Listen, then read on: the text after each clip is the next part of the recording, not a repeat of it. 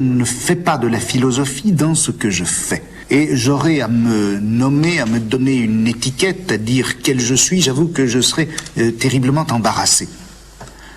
Je ne pose pas la question de qu'est-ce que c'est que connaître.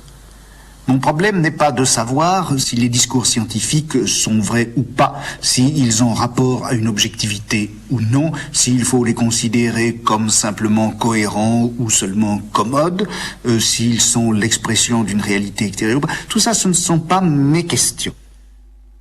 Je dirais que je fais l'histoire des problématisations, c'est-à-dire l'histoire de la manière dont les choses font problème.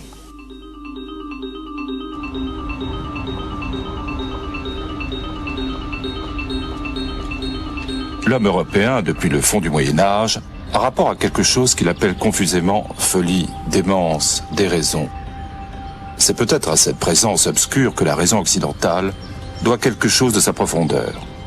En tout cas, le rapport raison-déraison constitue pour la culture occidentale une des dimensions de son originalité.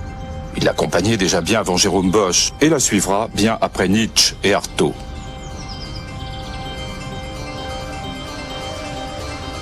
Qu'est-ce donc que cet affrontement au-dessous du langage de la raison? Vers quoi pourrait nous conduire une interrogation qui ne suivrait pas la raison dans son devenir horizontal, mais chercherait à retracer dans le temps cette verticalité constante qui, tout au long de la culture européenne, la confronte à ce qu'elle n'est pas, la mesure à sa propre démesure.